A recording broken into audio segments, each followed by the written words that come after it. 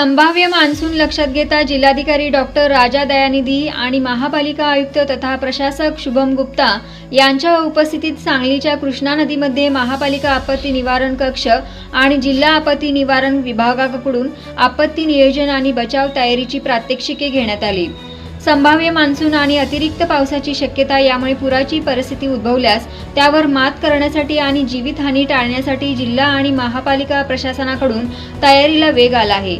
या पार्श्वभूमीवर आज जिल्हा आपत्ती निवारण कक्ष आणि महापालिका आपत्ती निवारण केंद्र यांच्या वतीने जिल्हाधिकारी डॉक्टर राजा दयानिधी आणि महापालिका आयुक्त तथा प्रशासक शुभम गुप्ता यांच्या उपस्थितीत सांगलीच्या कृष्णा नदी पात्रात आपत्कालीन बचाव प्रात्यक्षिके घेण्यात आली।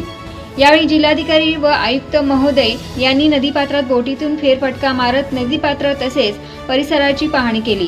अतिरिक्त आयुक्त रविकांत अडसूळ, अतिरिक्त आयुक्त चंद्रकांत खोसे, अप्पर तहसीलदार अश्विनी वरुटे, उपायुक्त वैभव साबळे, सहाय्यक आयुक्त तथा नगर सचिव सहदेव कावडे, शहर अभियंता पृथ्वीराज चव्हाण, जिल्हा आपत्ती नियोजन अधिकारी श्री नदाफ, महापालिकेचे अग्निशमन अधिकारी सुनील माळी, मालमत्ता अधीक्षक तथा जनसंपर्क अधिकारी धनंजय हर्षद, उप अभियंता महेश मदने, रॉयल कृष्णा बोट क्लबचे दत्ता पाटील यांच्यासहित अग्निशमन जवान आपत्ती मित्र उपस्थित होते।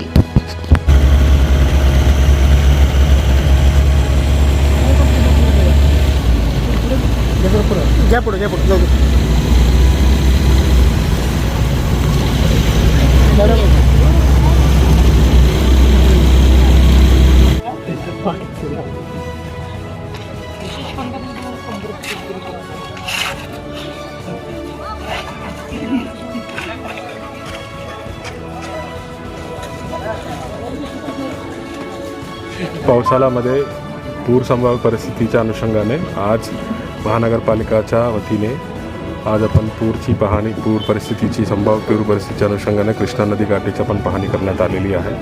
त्या पाहणीच्या दरम्यान विविध प्रकारच्या रेस्क्यू साहित्य आणि रेस्क्यू ड्रिल पण आपण इथे करण्यात आलेली आहे।